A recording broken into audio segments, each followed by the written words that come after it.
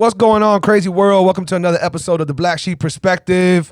I'm very, very crunked about today's guest. We're about to ruffle some feathers. We're about to stir some shit up. But the truth is, these are topics that I've been wanting to talk about with the right individual. I am glad that today I have a woman in front of me, and not just a woman, but a very intelligent woman. Because if I would have had this conversation with a man, we would have caught bullets for sure, you know. At least a handful. But yeah. A certain incident had occurred here in Miami involving some cops in an unfortunate situation where somebody killed two individuals and then took their own lives. And that stirred something up in you, and that made you want to reach out to me. So today, my guest is Katherine, a.k.a. Kat, or I don't know what your girls call you.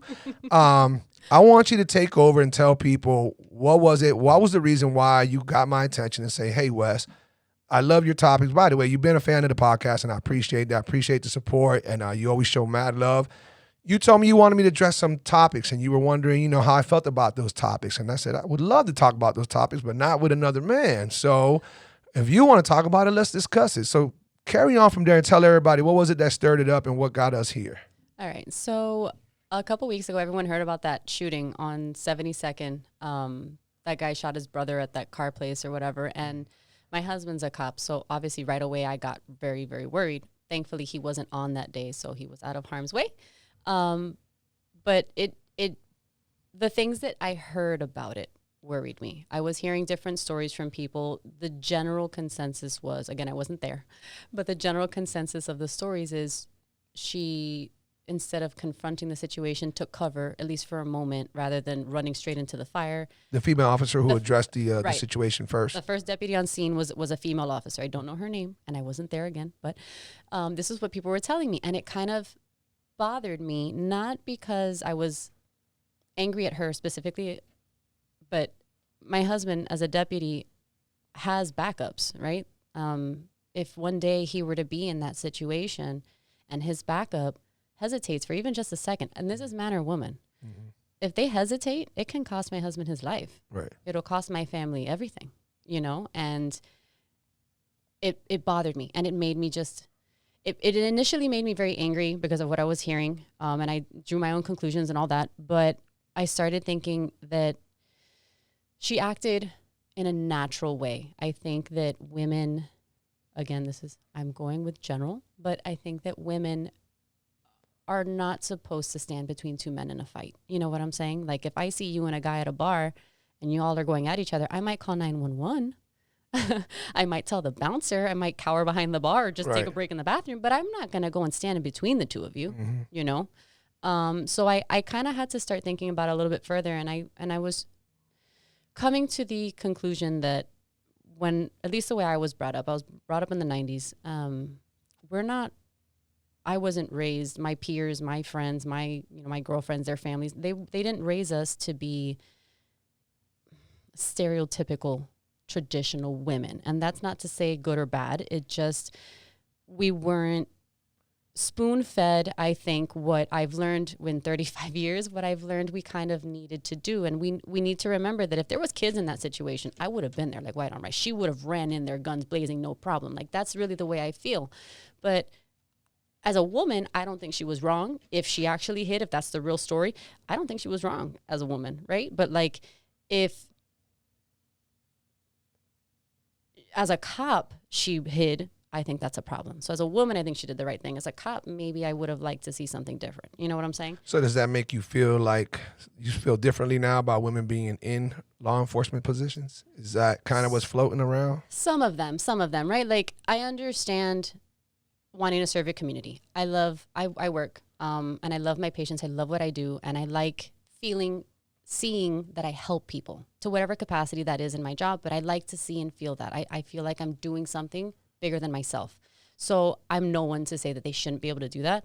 I just think that maybe if they could do something more like, you can be a dispatcher, you can be a PSA, you can, you want the retirement, you want the benefits, like, go for it, right? Like, yes, work, get your own, keep busy, stimulate yourself, keep your mind occupied. Like, you could be a force for good in the world, absolutely, and you can make a difference as a woman. You should make a difference as a woman, a man, or whatever.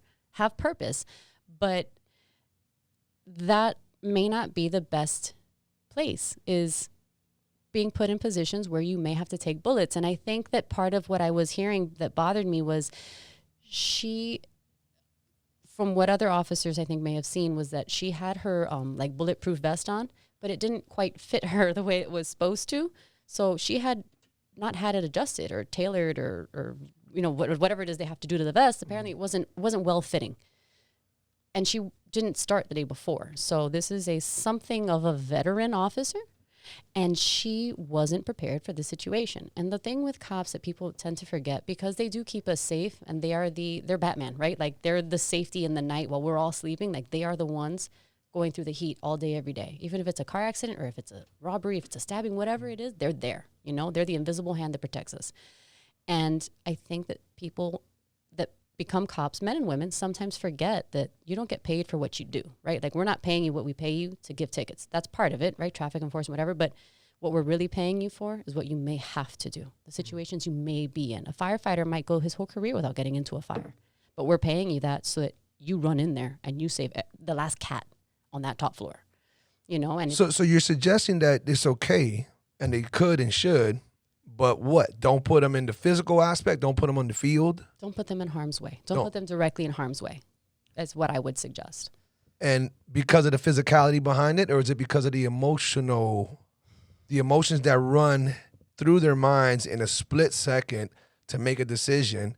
Do you think that the woman, not that they're not capable of, but because of, you know, their hormones, the emotions, their nurturing ways, and everything else you want to throw at, you know, womanhood, that they're not going to make as good of a decision, let's just say, as quick of a decision, and definitely cannot match the physicality of a male officer? So do you think they should not be in the field, period, for safety reasons? For safety reasons of everybody, right? Like, the other officers included. The woman needs to be safe. But like I said about my husband having a backup, his safety matters, you know?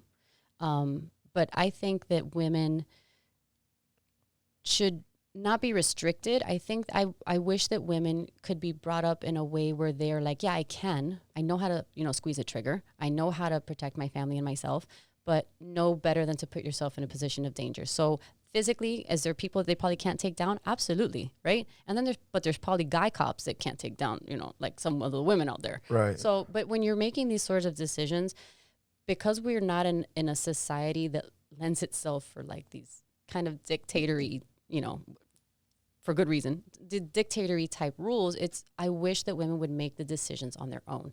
And because we can't stop them from, you know, we Correct. can't break the law, which is, you know, bias towards gender and sex. Correct. You know. And creed and whatever. But you wish that people would not educate them. That would sound horrible, but basically somehow convince them more of, hey, you know, you don't have to do this to try to match a man and this and that. You know, you understand that once it comes to the physical part and you have to make these decisions that it's under stress, you know, that you're going to go into a womanly way of being, and that's going to be a very dangerous situation. So kind of like talk them out of it. Yeah, like just kind of raise them in a way where they're like, I could do that 100%, but I don't want to, you know, something like that. And then that argument that you're talking about that you can't restrict them, you're right, we shouldn't, right?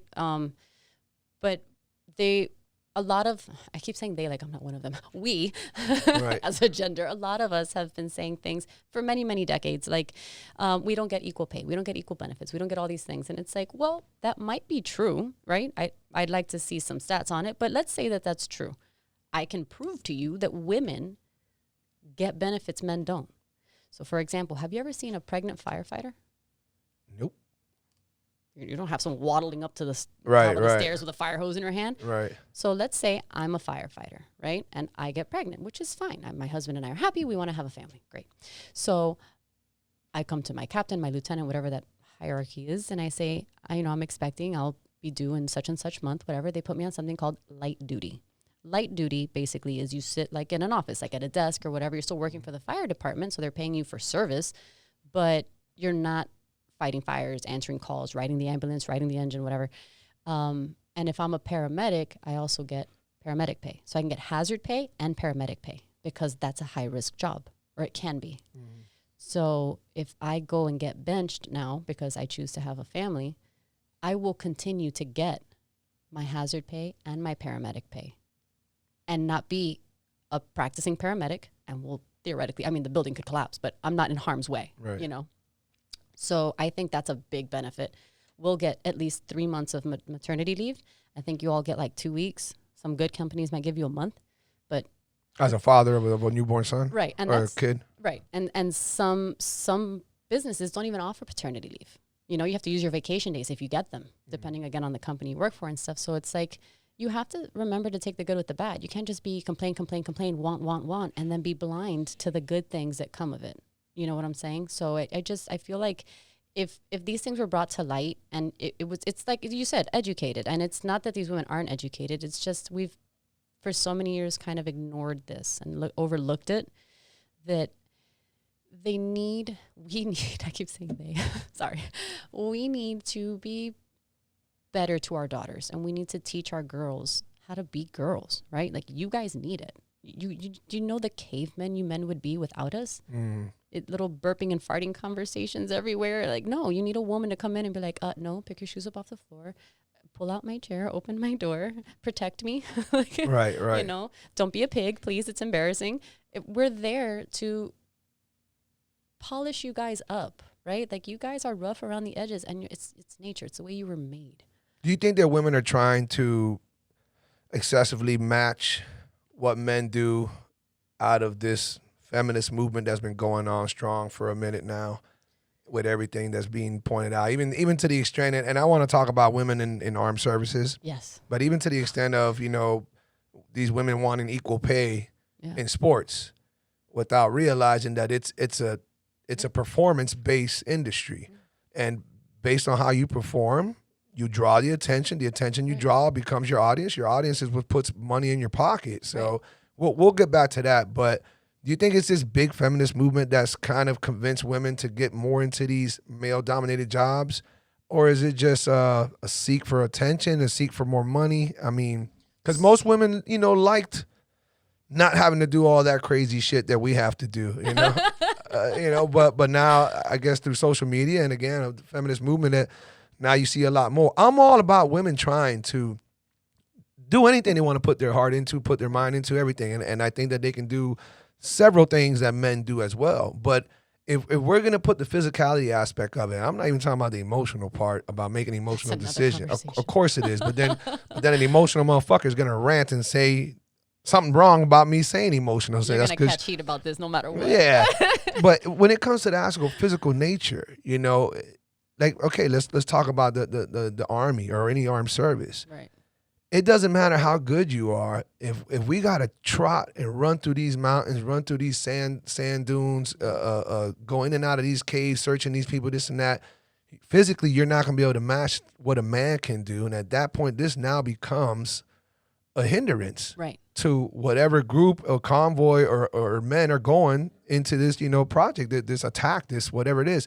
So it's not that I'm against women do it, but it does, when it becomes a hindrance, when it becomes something that can put our people in danger, it's something that we need to address. But then it's hard to address when you got laws that give everybody equal rights, equal chances. So it's like, what do we do? You know when it's really hard to address it? When there's emotions involved. Of course, that's true as well.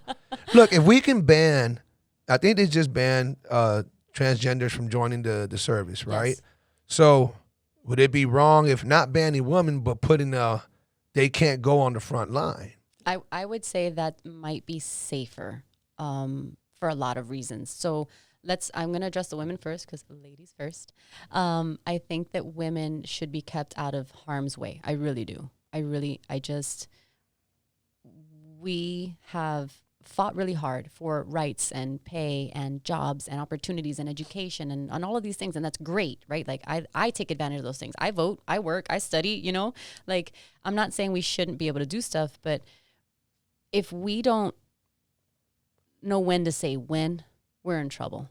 And you shouldn't be in harm's way. If you take right now, there's 2 villages, go primitive, right? Like, there's 2 towns and they're at each other's throat. They're at war. Each town has 100 men, 100 women. Who are you going to send to fight, the men or the women? Right. It's not that the women can't. Let's say that they're marksmen. they're rough and tough, and they're Xena warrior princess. You know, like they are it. They are the embodiment of superhero. She was hot, by the way. She sure was.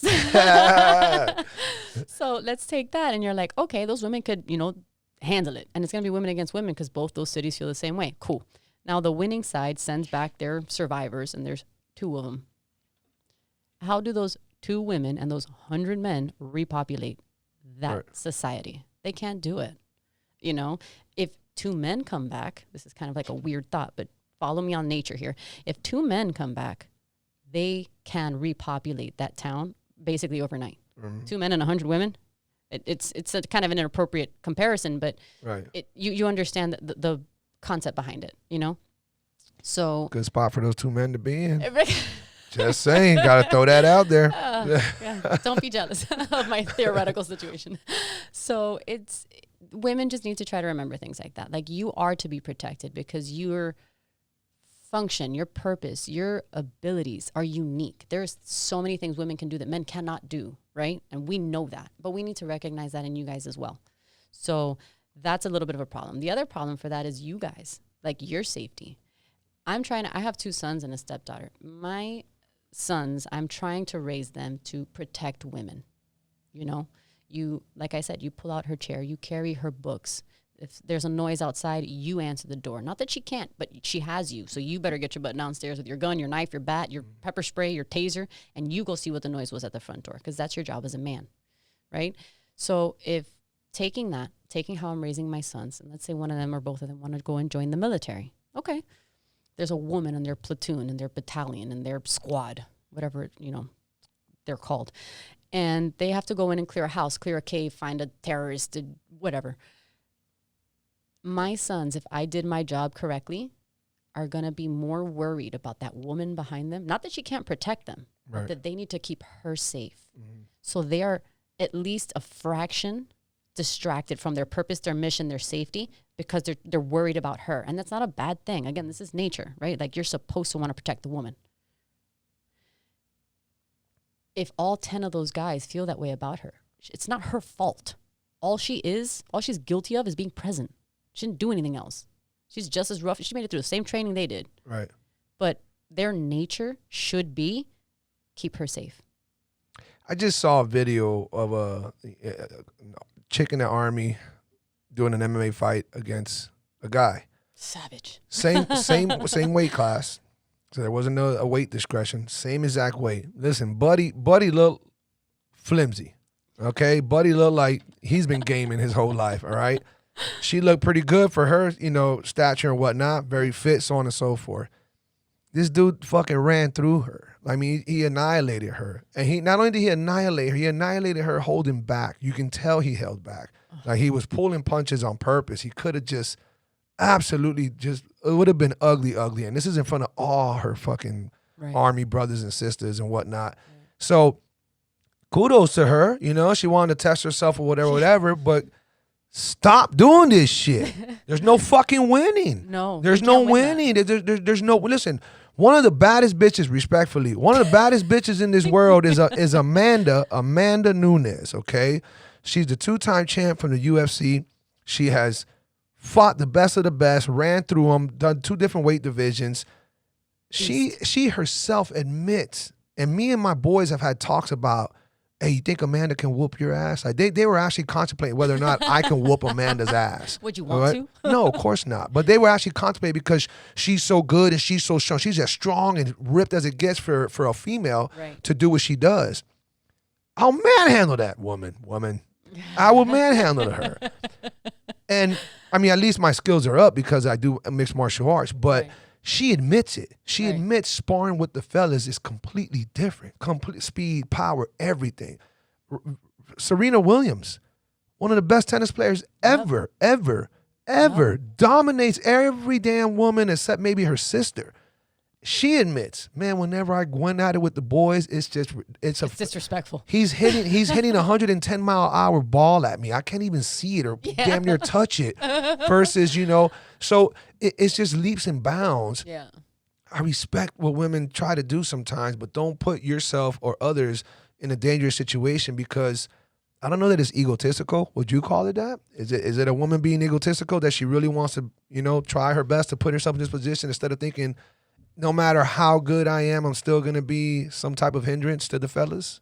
I think that's going to be case by case. I think there's some women out there that feel like they've got something to prove. They've got a chip on their shoulder. Right. But what I don't get is I like to try to think of the long game. And when you're looking at this, it's like, all right, cool. Yeah, you beat him. Now you and all the other feminists that are in your corner, right, theoretical and realistically, they're like cheering you on. All right, cool. Now you have a beaten man.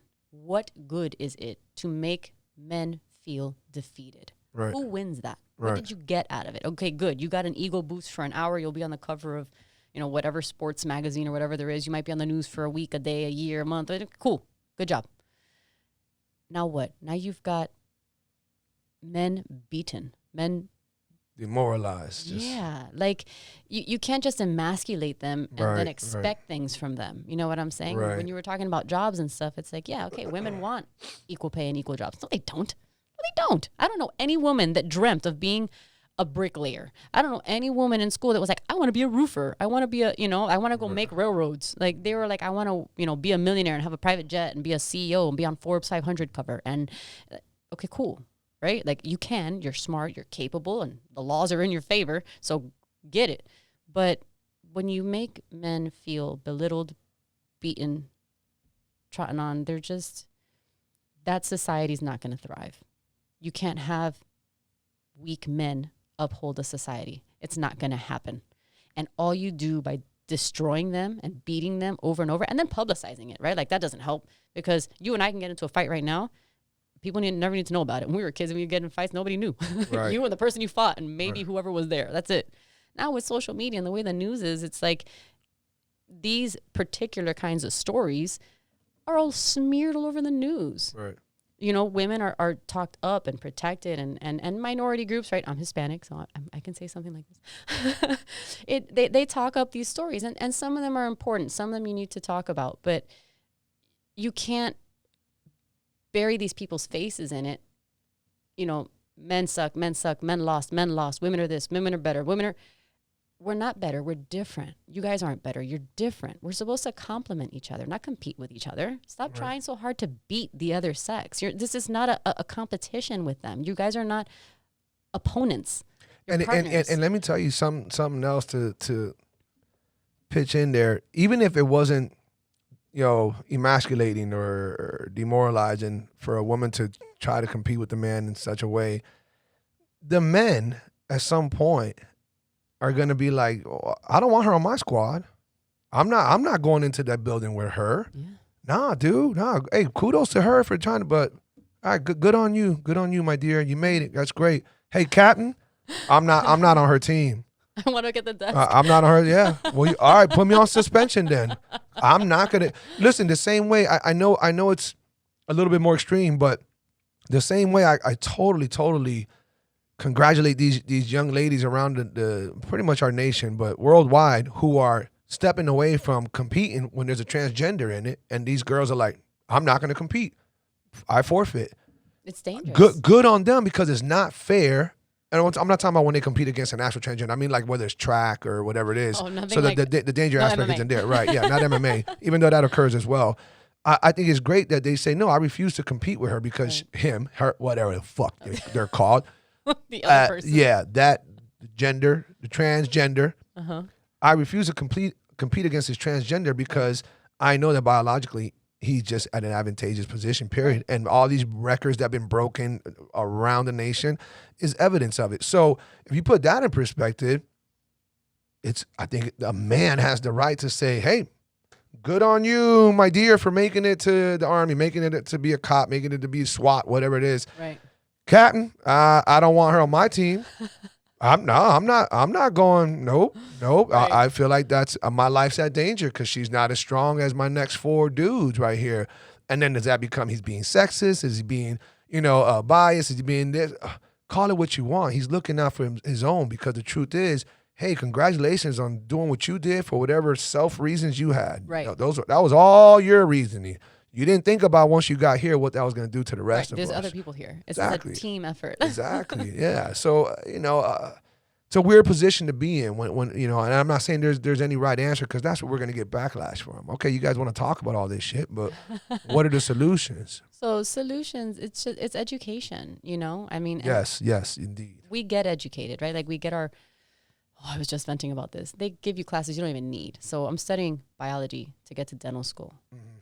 I have to take a world religion class. There was like a sexuality and hip hop course as an option of like a required section. I'm like, what am I supposed to choose from here? I don't really care about this stuff, you know? And okay, maybe some physics. I can be like, all right, fine. I can apply that to dentistry. I don't think I need 2 and 3 physics classes, but you know, whatever, that's their requirements. The hell do I need that for? Right. You know, like all the crap that you're going to put in the school that you really don't need ever for anything. And you're not going to put in there like this part of the education, the society portion, the how things stand the test of time. Look at certain countries that have been around for so many hundreds of years. Like, I don't want to idolize them, but look at China, look at Japan, right? Like, China's not particularly clean, but they've been around for a darn long time, right? And they have their roles, they have their rules. And I don't envy them. I don't want some of their laws, like their one child law, and then they're killing their daughters because everyone wants a son. Like, it causes chaos in other facets of life. But I feel like if you can look at certain things, like, yeah, look, their men do this, their women do this. Same thing in Japan. Men do this, women do this. Like, together, we can do more. If you and I had the same abilities and the same wants and the same focus, you and I are going to kill all this like that, halftime. Because there's 2 of us and we're very capable. But what about all of this side? Who's doing that? There's too many chiefs, not enough Indians. Like, okay, listen, you go left, I'll go right, and together we'll meet back at the middle and the whole job will get done. That's how it's supposed to be. And that needs to be part of the education. Part of the education needs to be, yes, you are invincible. You are superwoman. You can do anything and everything and be independent, be responsible and self-reliant and everything. However, when you choose to be in a relationship, because not everyone is called to marriage. Listen here, folks. Winter is amongst us. Spring's still a couple of months away. I know you guys are feeling this cool breeze. Why don't you go to blacksheepapparel.shop and go cop you some of the dopest sweaters, hoodies, long sleeve shirts, and everything else you can imagine to make you look fly for this season. Or maybe you're just getting ready for the summer or the spring. We got shorts, we got tank tops, we got it all. Make sure you go visit blacksheepapparel.shop to get the flyest gear and to remind the world that you're a proud black sheep. Now let's get back to the podcast. So you would hope that in some shape or form, the educational system, which as you were saying this, I was like, that's actually a pretty good idea. Like, how can we put pressure on teachers, professors, counselors, everybody who has an influence on our children and even, into the adolescent ages, to tell them, hey, if you, Katherine, if you want to go into this male-dominated career choice that you're contemplating, whether it's the bricklayering, the law enforcement, whatever it is, the oil rigs, they definitely need to do a way better role and play a way bigger role in telling them, understand what you're going to get yourself into from the physicality part, from the resentment that some men are going to have if and when they see you there, the backlash that they're going to face, you're going to face, like. And I'm not sure that it is. Maybe it is spoken to. I once did an interview with a podcast with a firefighter, a female firefighter. This is in my early stages, and she was awesome. Shout out to Danny. And I asked her how tough it was to become a firefighter, especially in the male-dominated world, and how that was. And we had a great podcast in what she said. I don't know what the educational part is, but I hope they are. And if they're not, I hope they change that. Start telling them more so of, if you're going to go this route, this is something typically we don't talk about. We need to talk about it. Yeah. Yeah. You have to, sometimes you need the ugly truth, sometimes you need to bring back certain things that maybe have gotten lost over time. You've been so focused on get even, that now women have gotten to surpass. And we kind of forgot that, okay, yeah, we can do all these things, but we neglected our original jobs and positions. And then this is an American issue, right? Like, not exclusively. I'm sure there's other countries with something similar, but it's like the whole world is not struggling with this. The whole world, for example, is not struggling with transgenders. And this is not for it or against it. It's just an observation. Some countries don't have that problem, or it's not smeared all over the news because they're, you know, you go to Sierra Leone where they have child soldiers addicted to heroin and they're 7 with AK-47s. Like, really, you think that that's what they're worried about? Men and women's sports? You're lucky if you get out to play a sport and survive. Like, you know, so it's definitely what I would consider a first world problem. I was just about to say that, first world problem. Yeah, we almost invent problems because we don't have any and we're kind of bored with ourselves. I think that's where some of these things might come from. But circling back to what we were speaking about earlier, what I brought up earlier, you know, the women's sports. Yeah. So I want you to talk about this because you know, and you surprised me on how much you knew. So I don't want to say it so people think that, oh, I spoke for her, she didn't know shit. No, she educated herself on this when we did lunch a couple weeks back. And I asked you, hey, what do you know? And by the way, folks, you know, for you guys, you show so much love and support. You know, I spoke with her and I told her, you need to be ready for some backlash. I said, you need to be ready for me to play devil's advocate. You need to be ready for me to speak for those who can't speak, who are not here. Right. So in no way, shape, or form am I pussyfooting or walking on eggshells for the sake of Kat and this conversation and this podcast. Happens to be that I do agree with a lot of things that we've spoken about and that we're and the topics that we're touching of. I'm just not an extremist with it, okay? But this is one of those topics where I am. So now I'm about to get a little fired up. So this is why I'm saying it. So tell the world, what is it you know about women in sports? What's going on in regards to the NBA compared to the WNBA and so on and so forth? So, female athlete, played volleyball, played softball, played soccer. So I'm not against women playing sports. I want to be very clear. It's a business at the end of the day. That's what it is. And if you don't have the revenue, you can't pay your employees. And all these women are employees. The men are employees, right? 100%. That's right. You are hired, you are fired, you are, signed contracts. It's no different than, what you do at work. And if people aren't watching, then the commercials aren't as expensive for Coca-Cola to put a commercial in the middle of a women's soccer game instead of a men's soccer game. Okay, well, if Coke isn't paying them $3 billion for a 10-second commercial, then they can't pay you $100 million. They're going to pay you $1 million, 500,000. They're going to pay you $50. They're going to pay you what they've got in their bank account to stay in the black as a business and to keep you playing on the field. Like, they're going to do what they can, but the income kind of determines the output, Right. The Super Bowl is the most watched thing, I think, in the world. The most watched event in the world. Right. Yeah, they can charge $1 gazillion for a 5-second commercial because they know people are going to pay it. Right. And they pay it because they know people are going to see it. Right. It's smart spending when it comes to marketing on the business standpoint. Then the women, it's really interesting. So like that, as a soccer player, this kind of got to me. That girl with the purple hair, that little like pixie cut thing. The one who retired after the women's Olympic team won. Right. Women's the World Cup or something. Yes.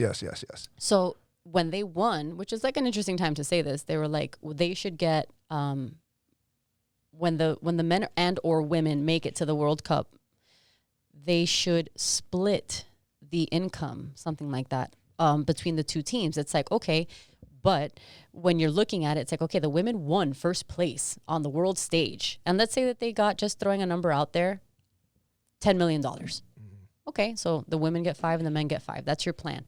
But the men probably make triple that just for making it to the final 8. Right. Like, and first of all, you shouldn't be giving away what you worked hard for in the hopes that you'll take half of that bigger pie if they make it there. Like, I want to know where that statement came from, where she thought that was a good idea. But I don't really see the point in demanding someone give you half of their earnings. Like, if you want to give it away as charity, baby, you can give your entire winnings to the men's team. You can buy them all new jerseys, new jock straps. Like, I don't care. But it's different than if I were to walk up and be like, okay, here's your check. Give me half. What? Let me wipe my sweat off my brow. What do you mean I have to give you half my income? I just busted my butt for years, months, decades, whatever. Right. Some of these girls have been playing since they could walk. I'm not going to give you half of my anything. I earned this. So it was weird. I didn't really like that statement. But at the end of the day, it's not that women can't play sports. It's not watched as much. So it's not a sexist thing. But why isn't it watched as much? It's not interesting. Why isn't it interesting enough? See, I want to get down to the fucking meat and potatoes because the skill level is fucking different. It's different. The skill level is so different. You can't dunk like we dunk. No. You're not as fast as we are. No. You know, even your shooting accuracy, minus Caitlin Clark, big shout out to her, but you know, your shooting accuracy is whack compared to the men. Men are making 40, 50% of their shots, maybe 30 something on the low end. Women are currently like 17 to 20 something percent range, and you're talking about the good ones. Right. So if the world is used to watching, let's say NBA as a reference, watching these speed athletes, these amazing athletes do the X, Y's, and Z's, okay? And then they got to go watch women's basketball. It slows down so much. It's less points, less everything. Game, it's less agility. It's less crossovers and breaking ankles and all that wild shit. Because I don't want to see broken ankles. Well, I mean, it's a terminology. I know, I'm teasing. Okay, so it because of that, you don't get the viewership that you get. Okay, so whose fault is that? Nobody's. It just happens. But there is fault. This is why I'm getting fired up. There is fault. It's you women's fault. Because we don't watch it. Exactly. So these motherfucking women, these women want to support women. You know, even pay this and that. Bitch, go watch your women play. You're not. I don't know what the ratio is. How many men are there compared to women in our nation? That's a good question. Get Google. Where's your phone? You know, I would imagine it can't be that far off. I hope not. It's got to be like 60-40. Yeah, maybe. something like that, right? So without, don't hold us to it, but regardless, right? So, more of the story is there's a substantial amount of you women here that if you really want to support your women, start watching women's soccer, start watching women's NBA, start watching whatever, and then that's it. You're gonna help them out. Don't spend your worthless time and energy just bitching about it and coming at us and telling us. By the way, you haven't said it yet, but the NBA pays for the WNBA, okay? Yeah, sorry. For those of you who do not know, okay? Yeah. The WNBA is operates in the red. In the red. They're never making profits. They have not made profits since its conception. The Miami team is gone. Remember the Soul? You remember them from I do remember the 90s, the early Soul. 2000s? Yeah, they're gone. I didn't know that. I didn't notice because I don't watch it. Oh, there you go. You see? I had to Google it, and I was like, "Oh, what do you mean they've been gone for 20 years?" So you guys who don't know, the NBA, there's a portion of the NBA's revenue that goes to pay for all of the WNBA. So for you guys to complain about, oh, we need to get paid more, so on and so forth. How? You're not even producing. You guys are in the red. We're paying. I'm saying we as men, we're paying for that. So it's absurd that they would argue that, and then they go so deep into it. And then what does that do? It makes us think, there y'all go again, talking with emotions, not really thinking it out. There y'all go again, not showing ownership. Right. You're not showing ownership of, hey, man, you know what? This really falls on us. We can't get mad at the men. You know, we love them. We're glad they do what they do. Right. Ladies, you want to support us? Watch us play. Show some love, blah, blah, blah, blah. Right. That's not what's happening. That's not what happened. Band together. Women are not known for banding together, I feel like. We get a little more catty than anything. I think so. You know, I mean, that definitely is a topic that can go different directions. I think so. Be here all day. It's a weird thing how women are so competitive about it. Okay, for instance, this might be a slightly off topic, but fuck it. I want to talk about it. I love talking shit. Love talking shit. Y'all, careful, because you're going to fall in the category now too, okay? Uh-oh. The whole makeup thing and all the stuff that you guys do. If you do the consensus, if you do the survey, if you ask the average man, unless he's a simp ass, punk ass dude, Chris, that's for you, my boy. Fuck them simps. They're gonna tell you, we don't want the BBLs. We don't want the fucking heavy cake makeup. We don't want the fake eyelashes looking like, you know, you got some dumb shit hanging over your eye. We don't care about what your bag is. Gucci, Prada, we don't, what the fuck? Yeah, that's girl to girl right there. That every bit of all that is, we don't recognize that. You guys can buy a whole outfit at Ross for under $30 or $40. No idea. We'll have no, if you make it look cute, oh girl, I see the matching colors and I like the little purse there. Come here. That's it, it's over. But then y'all want to talk about this shit about, nah, man has to pay for X, Y, and Z, so many first dates. What's your credit score? That's what I talked about with this girl. We're gonna talk about that. You got to pay so many first dates, so on and so forth, because I had to spend all this money on this makeup, on my hair, on my this, on my. that got nothing to do with us. You did that for you, boo. And you didn't just do that for you. You did that to compete against the next girl, because that's what you really did. It's unheard of. Men are not like that at all. We're not. So, that's crazy. But on that note, I was talking to my homegirl Claudia, told her about this podcast we were gonna have, and different things that we were gonna debate and whatnot. Kind of like a man versus female and all that stuff, but not so much. We brought up the date scene. Okay. And I said, Claudia, what's your take on the date scene? Because she was like, hey, I agree with a lot of the points that your guest is gonna make, Kat. Because I told her what we were talking about. These seem more popular than I thought they would be. I thought I'd have more kickback, but a lot of people seem to be agreeing with me so far. I think who knows? We'll know. Stay tuned. I definitely want everybody's opinion out there. But we were talking about the dating scene, and I asked her, I said, well, how many times do you think the man should pay for the date? Assuming that the man's gonna, handle his for a little bit. What does it for you? She pretty much was trying to hold back, but she's like, I think he should pay as often as possible. I mean, literally until without putting himself in poverty. Well, she said until he courts me, because we're the women. We're supposed to get courted and blah. You are. So okay, so this is why I know you believe that, and I'm like, all right, I'm gonna fuck with it for a little bit, right? Okay. But now, and I know this might sound like not as masculine, but what the fuck do y'all do for us to make us men feel like we're being courted? We're a goddamn catch. Right. Oh, damn, girl, you went extra to let me know on this first date or second date or third date you really like me. You're not gonna let me slip out of your finger grips. This is exclusive. You're not dating around. Your eyes are on me. What does the female do for the man to feel that way, to see that? So I don't know. Minus give it up. No, okay. That is not Cool. ladylike. You're right. All right, cool. So throw that one out the window. No, I was you throwing. Keep them interested first. So then, what are we getting? Okay, what are we getting except a fucking hole in our pocket, just hoping that you're the one, because this is burning in my pocket. All right, so these are interviews, right? I want to try to answer they the are. whole question Yes, at they once. are. Dates are totally interviews. For the guy, what you're doing is you are, again, in theory, I'm not saying that everyone's going to get married, not everyone's going to have kids. People are not all called to marriage. But let's say that that's the purpose of dating, right? Is to find a husband, wife, whatever. Life partner. Correct. So you're basically interviewing, is this person compatible?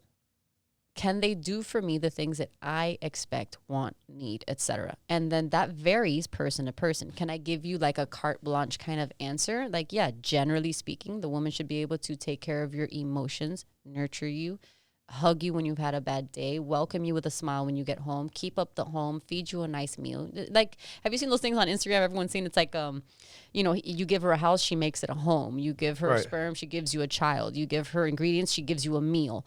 Like, that's my personal preference. Like, that's how things should be. Like, you have a job, I have a job, and together we are unstoppable, right? So you guys are basically interviewing for that position. Can you do the things I want?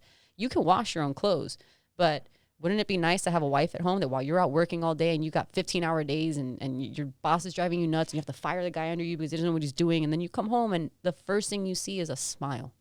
And when you wake up in the morning, you've got clean clothes in your drawer and you had a hot meal when you got home. Like, before we get to that, tell me about these dates. Okay, because I want to talk about that, that's what you're interviewing for. Okay, but that's going too far. I want these dates. See, if you expect us to think all that shit and all that, no. This is burning a hole in my pocket right now. This is your first interview. Here's your second interview, third interview.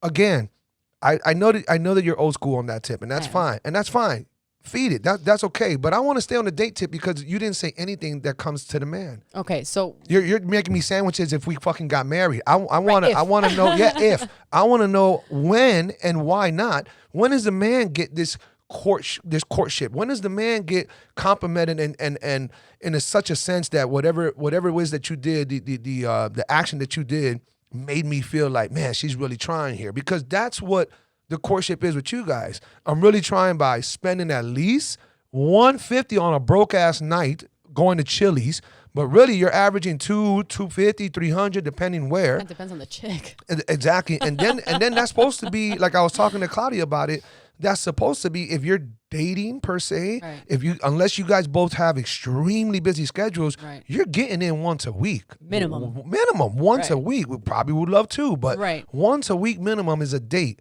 Right. and I'm fucking paying each Right. time because I'm supposed to. Because if I don't, here goes all the She's backlash. gonna harpoon you. Now, even Claudia was saying it.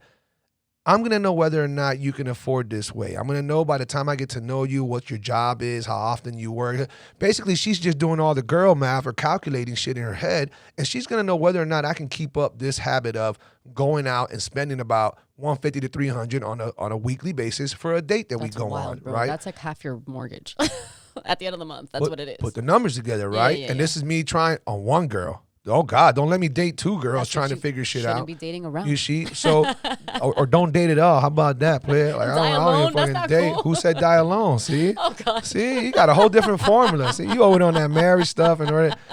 But anyhow, so when I told her all that, I said, Claudia, when is enough enough? She goes, well, once you got me and then we're dating and this and that. Okay, well then once I got you, watch how quickly this still backfires. Okay, so now I got you. Now we're official. Now we're 2 months in, 3 Now months what? in, whatever it is. She goes, somewhere after a month or so, I'm gonna want to do it myself. I was like, okay, so let's say every 3 or 4 dates you get one, but this is after a month of me paying for everything. Right. Now every 3 or 4 days you pay one, just because you feel like if not, está abusando. You're totally abusing She's me gonna take the doing cheapest one, whatever. by the way. She's So- gonna take the Starbucks date, So well, it not might- the steak dinner. Oh, her when it's time to produce Yeah, me. she's Oh, gonna be like, okay. let's go get a coffee and a Yeah. smoothie or whatever. So then I told her, I said, so now we stopped doing all those dates because I'm like, I got you. Now you're gonna feel like, oh, that's all. stopped trying. That's what it was for. Right. So in other words, if I'm now setting the bar. Right. I just set the bar by taking you all these dates. I set the bar by spending $200 on that first date versus trying to get you to go to fucking Starbucks or some shit, because that's looked down upon. That's an insult. How could you dare want to take me for a walk, a jog, the gym, Starbucks, or invite me over your crib for our first, second, or third date? Don't do that last one. Right? Yeah. Again, trust me, that works. See? Yeah, creepy. No, don't do that. It works. I'm trying to tell you, it works. You see, there's something out there for everybody. Y'all talk a good one, but then you end up at somebody's crib like me on the first date. Don't be talking that shit. So what I'm saying is, at that point, I just set the bar. Right. Now, when we start adjusting because we're together, Right. now it's gonna be looked down upon. Oh, you don't take me out no more. All this and that, well, babe. That shit cost me like $3,000 to do that. Now that I got I'm still paying off credit cards because of you. There you go. So now it's like, oh man, I thought he was gonna be like this. Now he's not. Now we barely go out. I didn't know he's not broke, but Right, I thought he can afford. I'm gonna blame you, number one. Okay, don't give her anything you can't So sustain. womanly of you to blame Yes, the man. 100%. Yes. I'm gonna blame you. I spent all this time ragging on women. Now it's my turn to rag on you. Okay.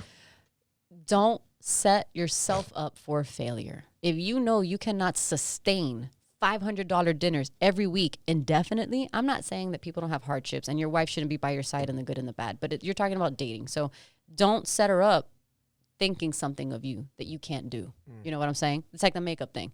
Don't act like you've got these gorgeous, I woke up like this. No, girl, no, you didn't. You just spent 3 hours on your hair alone. Your makeup took another 45 minutes. Your nose is fake. Your lips are fake. You've got Juvederm and whatever else. And you've got cheek puffers and all these. Girl, chill. You know, like you have to just be honest with each other, and you have to be honest with yourselves. You can't just walk into something, doing something or being someone that you're not. Right. So I would. Kat, what if I'm sorry to cut you off. What if I can easily afford it? I can afford it. Okay. So I can afford. I can afford an easy $200, $300 date every week. I can afford it. Why should I? Why should I invest that in you?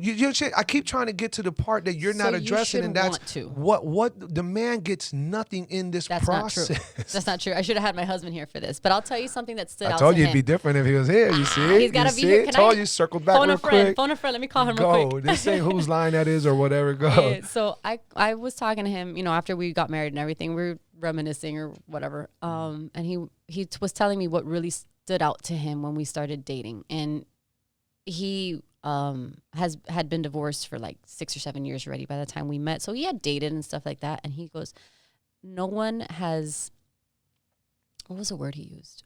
Not giving him attention, but no one has been as concerned and invested in him as I was. And I was like, what does that mean? And he goes, baby, when I called you once, I was just getting home from work, and we were talking like we do every day, and you heard me sniffle or sneeze, or you heard me say my throat hurt. I don't remember what I said, but I was basically coming down with something. I Instacarted him my tea recipe. I Instacarted him every bag of tea that he needed, lemons, and then I text him instructions and I sent him honey. And I'm like, this is what I need you to do twice a day. Take these immune shots. Like Publix came and went boop and gave him all the medicine he needed because we didn't live together back then. You know, now we're married, so we live together. I could just go to the store for him, but I sent him that. That was after how many dates? Maybe a week or two of us dating. Stop. I swear. Kat. I swear. Kat, you're a woman of God. Stop that. Call him. I won't lie to you. Call him. Okay. It took him back. It made him just like, yep. So then, okay, cool. That's one action, right? That's a good gesture, but then, you know, some people would have been like, creepy. That was stage 5 clinger shit right there. Well, his crazy matches my crazy. Yeah, well, there you go. No, that's true. I like that. That I like. I am 100% cool with that. Okay, cool. Our crazy is just compatible. Let's there go you with go. that. There you go. But you get, everyone's different. Like what I want may not be what the next girl wants. So I don't want to be like that guy. And for guys, the same thing, right? Like that made a difference to him. That spoke to him volumes. The fact that when he stood in front of me and he goes, listen, we've only been on like 3 dates. And he goes, if we're dating, I'm your man and you're my woman. This is not a casual thing. Like I date with purpose. And apparently that has scared some people, I guess, for lack of a better word. And I like that. I'm like that too. I like that. And I was like, right on, let's party. Yeah. And he was like, oh, shit, okay. Like, cool. Yes. Like all those little kind of green check boxes for him. So, and if I can go through a list of things that I love about him, I'm sure that if you sat a guy here in my position, he could probably tell you, you know, about his wife, why he married her. You know what I'm saying? Or I'd like to think that he could, or you married the wrong person, right? Mm-hmm.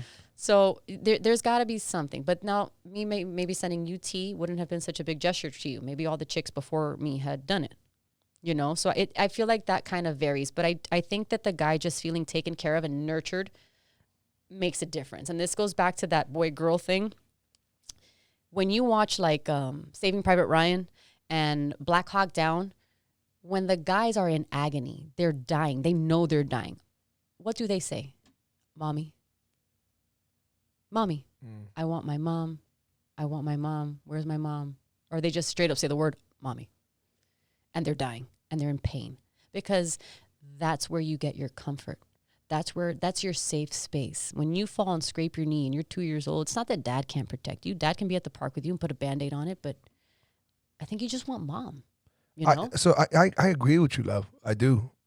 I really do. And I'm not trying to be a dick. but you keep referring to the Partridge Family scenario. You keep referring to a great scenario. I don't know how to date any other way. You keep saying to like, you know, this is how it's supposed to be. Yeah, that'd be great. You know, oh yeah. She's not doing it. Don't date her. No more $300 dinners if she's not gonna send you tea. If she's not gonna give you a smile. But again, I'm not sick. Okay, I got a great immune system. Right. We already had one day. Here comes the second day. When is it enough? You know what I'm saying? So like when does she contribute financially? You mean? Well, I mean, yeah, you can say that in your opinion. Whatever she wants. Regards to but if she doesn't, is that a red flag? Like a yellow flag. Like inquire further flag. Like just keep a watchful eye. If you're an honest guy, maybe bring it up. You know, at some point I don't think it's wrong to discuss your finances because if the dating progresses far enough, your finances are going to be joined anyway. So at some point that conversation's got to happen. Be like, hey babe, listen, you know, I'd love to see you, but this week was a rough week. Had to call out sick, whatever. You know, my check wasn't as big as it used to be. I can't do dinner this week. She's going to do one of two things. Baby, don't even worry. I'll order us a pizza and we'll sit at your house and watch a movie. And that will be our date this week. I understand. You've had a rough week. Or she'll be like, it's okay, baby. And then on that night, if he says, hey, we should do this all the time. Again, depends on the girl. I would love it because I've never been like a club person, things like that. Like if I've gone to 5 clubs in my whole life, it's too much. You know what I'm saying? So I don't like it. I went because someone else wanted me to and was like, it was their birthday or whatever. Or I was the chauffeur of all my girlfriends. But that's it. So again, depends on the woman, depends on your dynamic. But if you don't want certain things, just weed them out. You don't want a chick that's going to milk it. The first time you test her and go, babe, I can't this week. And she's like, well, then you then. But you need to take care of me. But it was so nice knowing you. Right. Click. You know what I'm saying? After $400 down the drain, 5 dates. What's up, you crazy people out there? Let me interrupt this podcast really quick just to give you a reminder. If you really like the gear that I'm rocking and you're a proud black sheep yourself, make sure you go check out blacksheepapparel.shop where you can get all the dopest gear to help remind the world that you truly are a proud black sheep. We got caps, t-shirts, tank tops, shorts, sweaters, hoodies. I mean, you name it, we got it on there. Make sure you go show some love, show your support, and represent what you really are. Go to blacksheepapparel.shop. Now back to the podcast. All right. So before we get back onto I know we kind of got veered off of like the women in the military, whatever. Right. Yeah, I definitely we want to talk about the president. Yes, best. That would be fun. But when you're talking about dates, I would love a $500 steak dinner, but realistically, I was just talking to my little sister. She's 19 and she's really never dated. She's got this crush and she was like opening up to me, whatever. And I'm like, baby, Dad's going to have expectations for you. Dad's going to tell you certain things. Your mom is going to have expectations of you. She's going to tell you certain things. I'm here to tell you for real, because I've dated in this generation. We're only 16 years apart. I'm like, go to coffee. That's $9 at Starbucks. You know what I'm saying? You want to go to like Pasión del Cielo, whatever, that I think is a little more expensive. Okay, $12. Like you can go to Chicken Kitchen for that much money.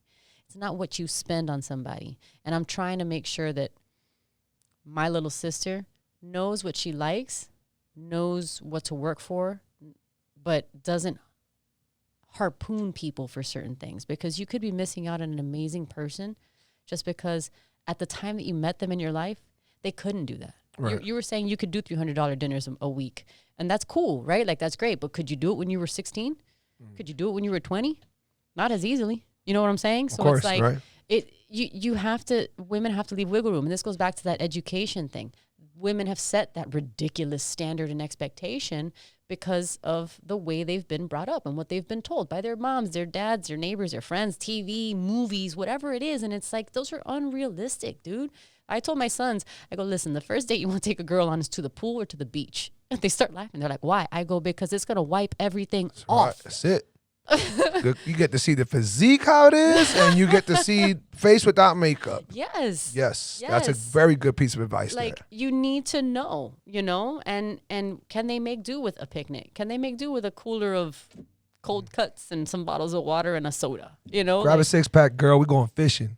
Ouch! I don't know if I'd go fishing with you, but I'll go to the beach with you. Like I'll go on a boat. Just sit there and watch me throw out lines. Yeah, but then I gotta gut it. Clean it, cook it. No one said that. You see, you automatically did that on your own. That's my job, bro. Bring me the food. I give you the meal. That's the deal. All right, see that? Anyways, that works. To the president. Here's the only problem I really have with this, and it's not that. And by the way, what we're talking about now is how do you feel about the possibility of a woman being as a president? I think we are in imminent danger of it happening. No, I'm just kidding. I think it's a very real possibility, and I hope that people take a couple things into account. First of all, is that's a very difficult job. Okay, a very difficult job. It's very time consuming. The most difficult job, one would say. Absolutely. And if this is for right now, at least, or whatever, we consider it the greatest country in the world. At least I do. Sorry. Of course it is.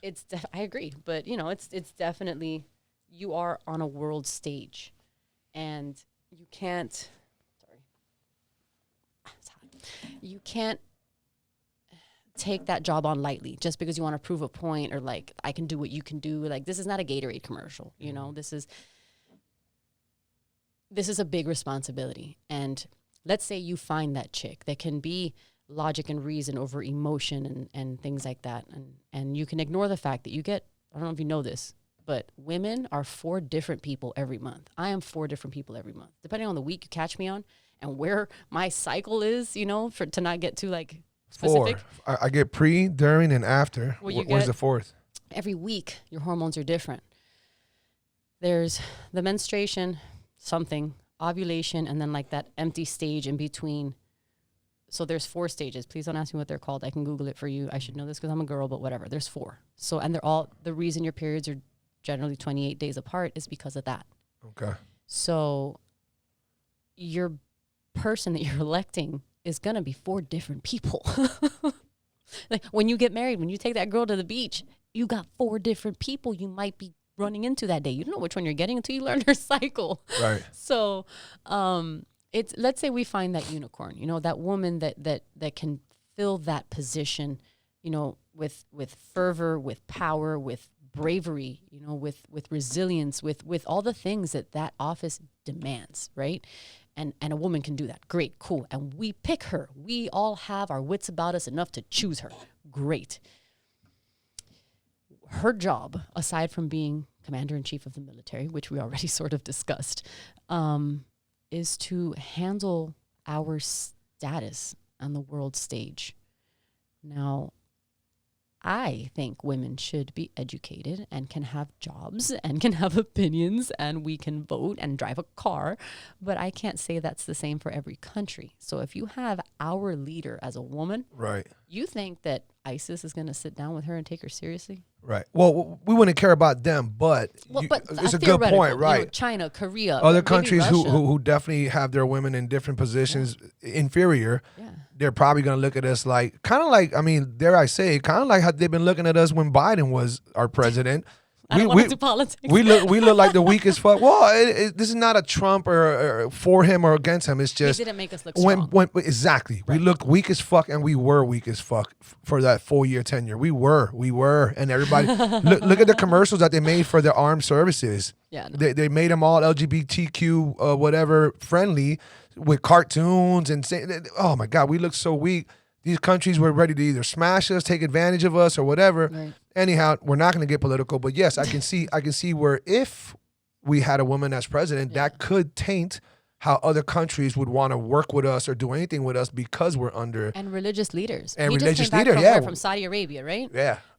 Bro, those people, it's not that they don't appreciate certain things that women do. Like they have kids with women, you know, Right. they marry women, they can do a lot of stuff with women, but they, in Arab countries, in my Arabic class, they were teaching us some of the culture because when you learn a language, you have to learn the culture and the, you know, the dominant religions in that area and things like that. So in those 22 Arab countries,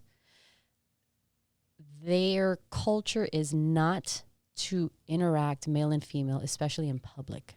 So what we're doing right now would so not fly over there. So let's say that world leader in Saudi Arabia is like, I don't have a problem with Katherine, right? Like, she's the president of the United States. I've got to go deal with the U.S. Like, that's who I've got to talk to.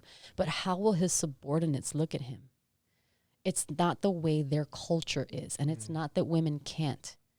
It's that in their society, it's not the way things are done.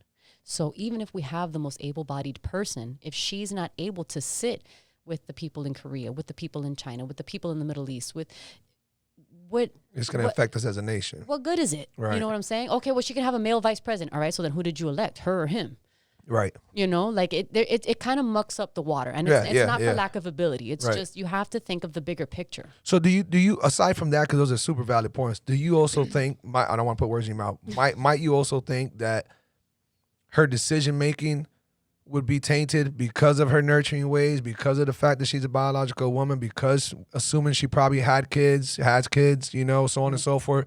Do you think being in the position of a president that womanly intuition is going to take place, and where we should go raid and bombard Mexican cartels because of the X, Y, and Z reason? She's going to be like, you know, but there's kids and families, and right. you know, and they, do you think that is also a reason? I think she'll have. This is again assuming like on those two little bell curves that men and women sit on. There's a slight little overlap right on either end. So I want to kind of speak to the larger, like to the masses of women. I know that there's women and men out there that can cross over. There's very tough and reasonable women, and there's very emotional and soft men. I understand, but let's go with the two big bell curves. So I would say that generally speaking, women would have trouble in that position because we are meant to be the bleeding hearts of society. That's where emotions come in. So when you guys are being all logical, we've got to come in and go, hey, bro, soften up, listen, look. And women will teach you something. If you're willing to listen to your woman, and I mean listen to understand, not listen to respond, which a lot of people do. Yeah. You know, if you're willing to really listen, you could learn something from her, just like she can learn a lot from you. But I think the general populace of women would have trouble filling that position. So I wouldn't do it. I don't recommend it. If one were to be elected, would I support her? It depends on her values. I wouldn't support her just because she's a woman. I don't believe in that at all. Everyone got behind Clinton because she's a chick. It's like, well, okay, yes, and Right. And then like tell me more. Right. You know what I'm saying? Or they got a lot behind Obama because he was black. Right. You know, but it's really not shouldn't be about black or female. It's more of what are you gonna do for the nation? We should do this like pre-TV when it was just radio shows. You know, have people just talk. And just know their viewpoints, just know their positions, know their goals, know their interests, know their purpose, and then make a decision. Hopefully they're not lying to you, right? Because politicians, how do you tell a politician's lying? Their mouth is moving, right? So you can only go with what you hear, what you're told. But so watch this really quick. My apologies for interrupting. So especially as a mother. Mm-hmm. So what do you say to all the mothers right now who are fucking flipping in their shit and they're thinking, bitch, you're a mother. What would you tell a kid, or better yet, a young girl, a daughter? No, you can never be president, or you shouldn't be president, and why? Go, keep it real now, Katherine. I got you. Go, come on. What I would tell her is, baby, you can. You have brains in your head and feet in your shoes, and you can take yourself anywhere you want to go. But these are the obstacles you're going to overcome. That's number one. Number two, like, you know, the world leaders and the emotions and the 4 people a month, whatever. But also, if we were just talking about like women in the military, they can be part of it, right? They can be part of the fire department. They can be part of, you know, community service, and they should be able to help their cities, their states, their countries, their counties, whatever. They should be able to serve and do what they want. I was going to say they can drive the fire truck, but y'all fucking suck at driving too. Don't say that. You're going to catch so much heat for this. Oh, man. Go ahead. So, you know, she can, right? Like, you have all the means. However, if I'm trying to tell you, you shouldn't be hunkered down on the front lines of some war zone, I think that I would like for the president to have either served or had the potential doom kind of lingering over them of having to serve, like when draft was around and things like that. I know that our current president, at least as far as I know, has never served in the military, but I feel like if you have, or if you may have had to, then the thoughts would have crossed your mind of how ugly and dangerous it really is. Yeah, I agree with you, by the way. I love the thought of a president requisite having to be you were in the service of some sort. If not, you will throw words around like war too loosely. And I think that we see a lot of that, like in Congress and stuff. You see hella. Yes. You know, they all get, everyone knows that they like get kickback, and they all have investments in companies that sell arms and bombs and medical stuff. And everybody wins in these wars except for the people getting killed. Exactly. You know?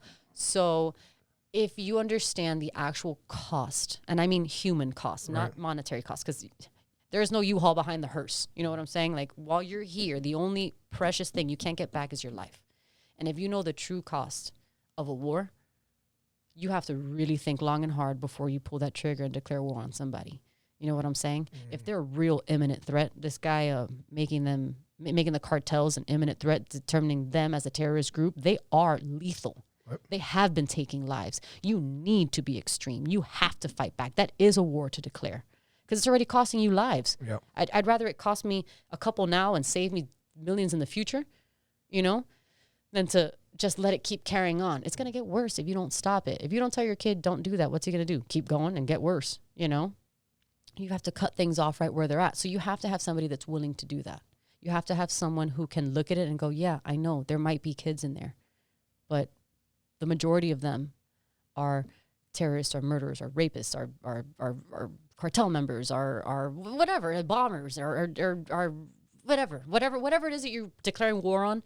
And you want to try to be surgical about these things. And like, my heart would just fall out of my chest if I ordered a strike that killed a child. You know what I'm saying? Even old people. I love old people. If it killed like a geriatric, I'd be like, but you need a man in that position to go, listen, tough crap. Right. You know, come hell or high water, this is what's best in the great scheme of things. And he's got to look at the big picture. He's got to look at the future. And he has to not let the past repeat itself. And I don't know that big bell curve of women, we're beside the bell curve of men. I don't think that high point, that hump, can do that. You know? So I don't know that my stepdaughter would be that unicorn that could be elected president. Maybe she is. But then would I want her in that position? Look at what they've done to Trump. You know what I'm saying? And this is not a for Trump or against Trump, but I don't care who you are. Man, they have hunted this man down. You know, he's gone through more courtrooms than any attorney probably ever has in their entire 40-year career. Like it's crazy. Imagine what they would do to rip apart a woman. Right. You know? Of course. And then yeah, the type of backlash that a woman in that position in a presidential candidacy or even actually becoming president. Why would you want that? It would be threefold because of any decision you make. Oh, she's going through menopause. Oh, she did that because a man hurt her feelings back in the day. Like, they're going to come at her in so many different ways. And that's something that, obviously you have to take into consideration if you were You know what they could do? This is just a joke, by the way. But like when you see her craving like Reese's and Snickers, like take away the little red button. She's being emotional this week. Everybody be cool. that's definitely a good way of saying it.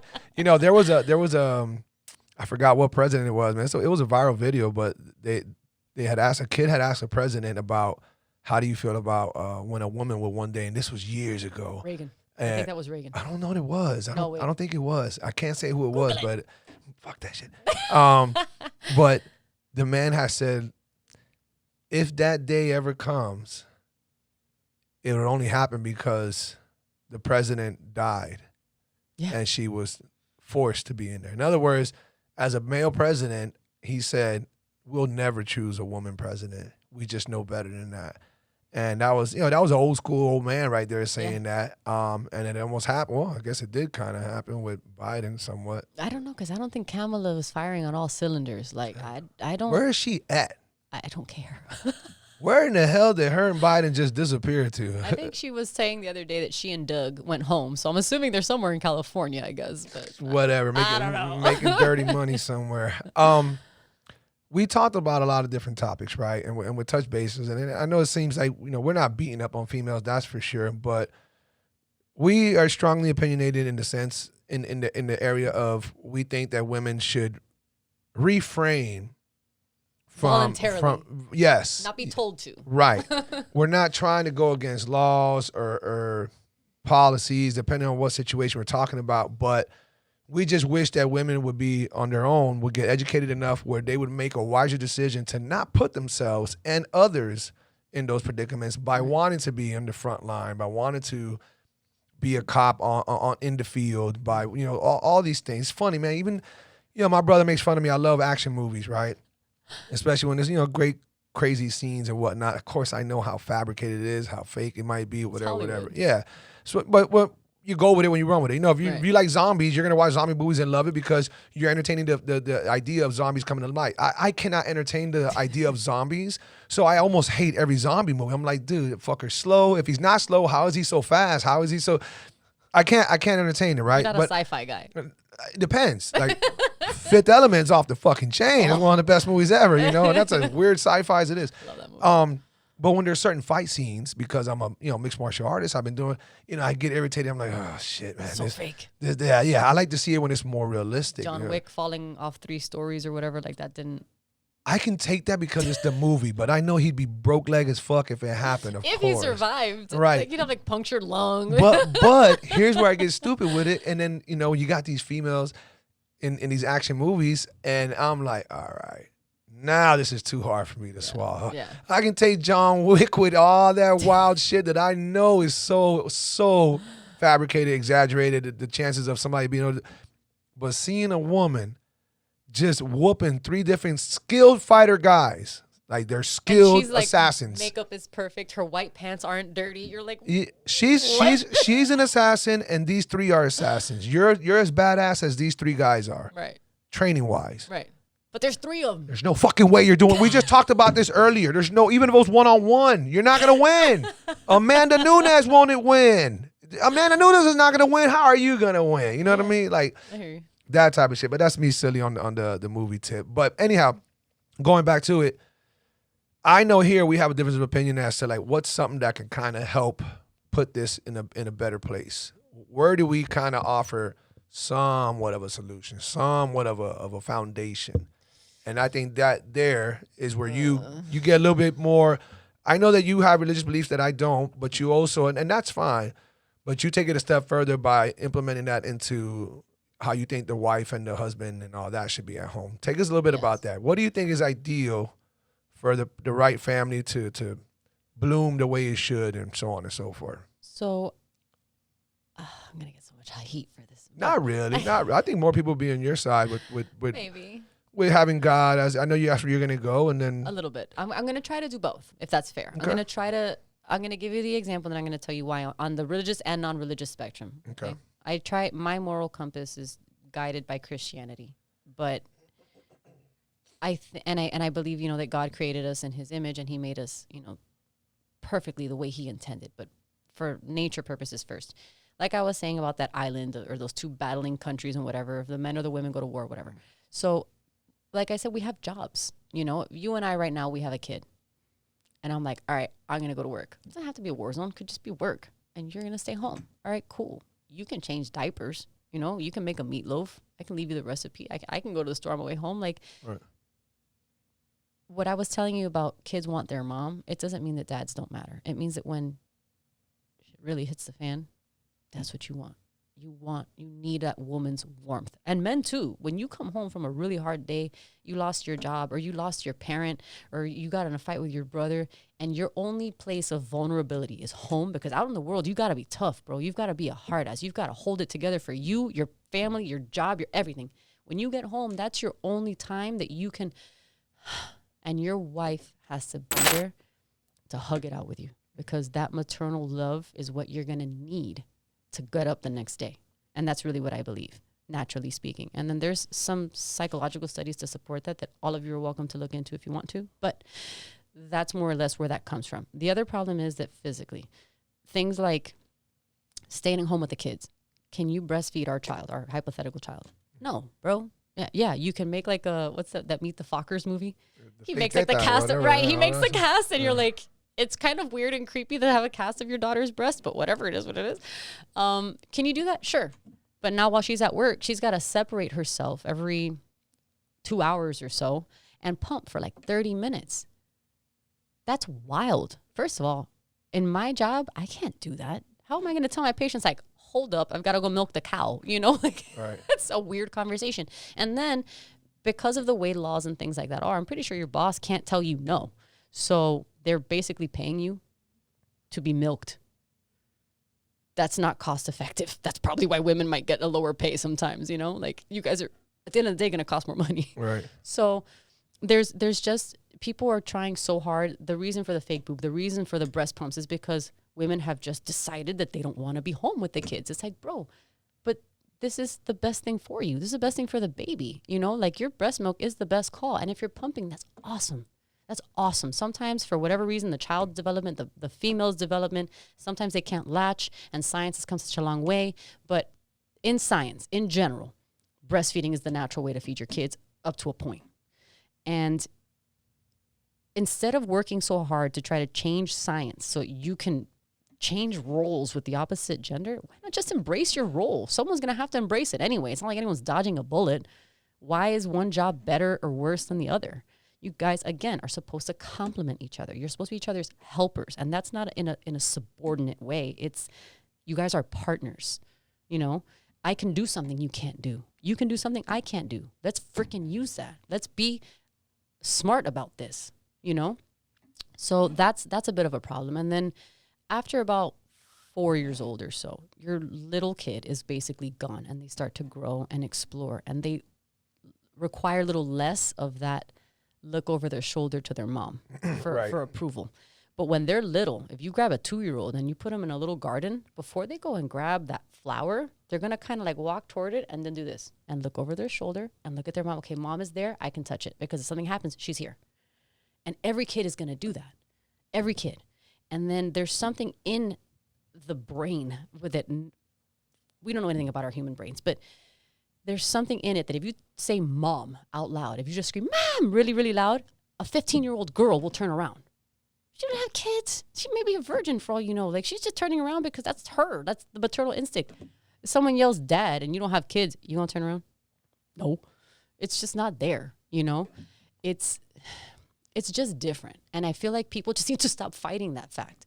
We are different. Instead of fighting nature and trying to find ways around it and trying to use science to downplay nature, bro, just freaking embrace it. Maximize on it. Like, just use it, right? Like that would be my more sciencey type of answer, I guess, my more natural answer. Then my religious answer is, if anyone hasn't read the Bible, which I'm sure a lot of these people have, but just if you haven't, it starts with a man named Adam and a woman named Eve. Okay. You never know. Okay. So Adam is made first, and he's formed from the dirt. You guys are made of dirt. Okay. And life is just breathed into you, into this pile of dirt, and boom, Adam comes out. All right. And that tells you something. That tells you something about the origin of man. And then you guys are given a job. You have to name all the creatures on the earth and take care of them and do this and do that. And everything on the earth is for humans, right? So that's where you're going with that. When they made Eve, they didn't make her from dirt.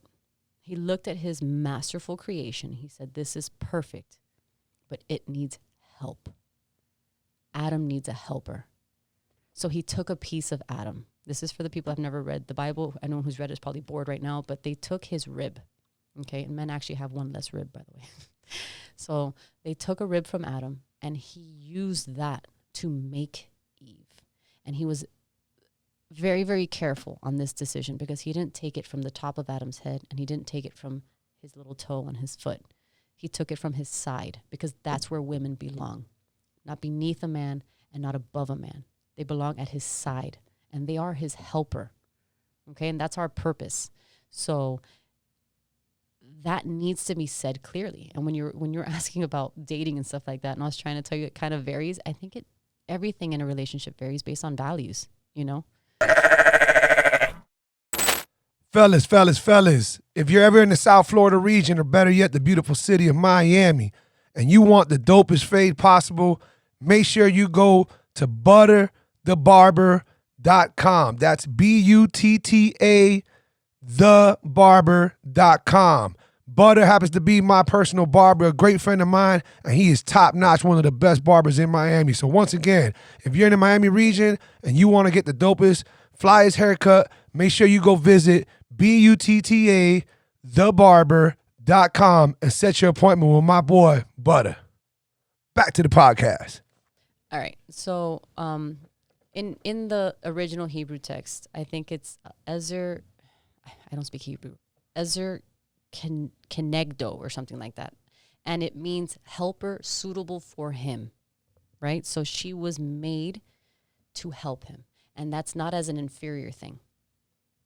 Okay. It's the same level. So this goes kind of back to where all of these feminist conversations started. Like the reason we're kind of sitting here. Way back in the don't quote me, 40s, 60s, somewhere between the 40s and 60s, I want to say they had something called the suffragettes and the anti-suffragettes. Basically, the suffragettes were the women that wanted the right to vote, the right to this, the right to that. And then the anti-suffragettes were against it.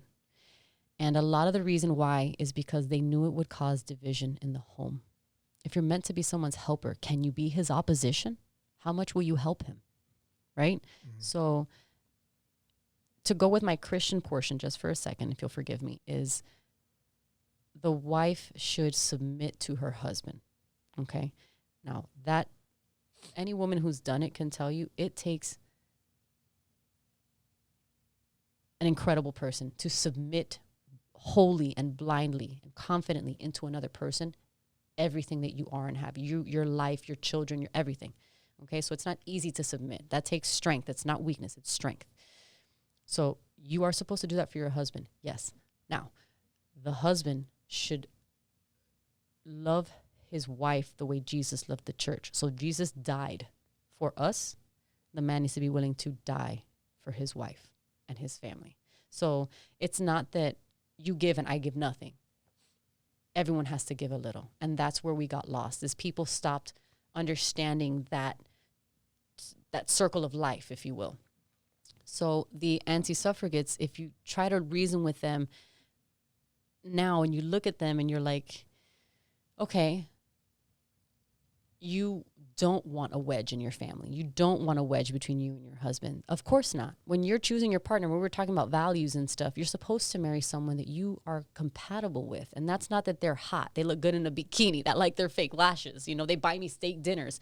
It's supposed to be deeper than that. So if you choose a woman and I choose a man that is compatible with me and I trust them and you're willing to lay your life down for her, why would we want a wedge in between us? Our family only needs one vote.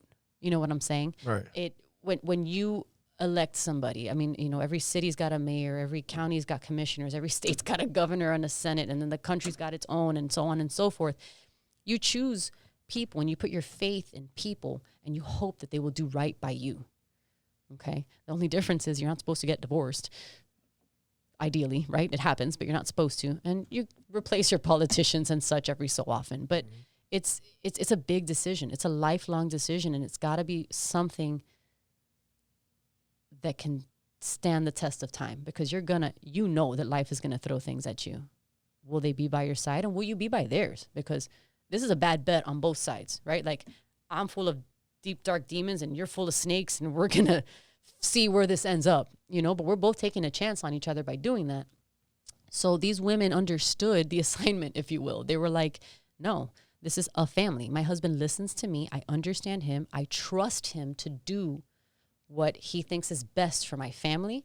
And I know that he listens to me when I come to him with a concern, with a comment, with a whatever. If I can come to you and say, baby, listen, I know this is how you feel on this, for voting purposes, on this particular person, but look at this, consider this, how will this affect this? And that's the point of being the helper. And then he's supposed to listen to you. It doesn't mean you're going to change his opinion. He might see that and go, you're right, but it still isn't as bad as what can happen here. And then he makes that decision. But it's supposed to be a team. And if you're on a team, do you win 15 different championships? No, dude, there's one Stanley Cup.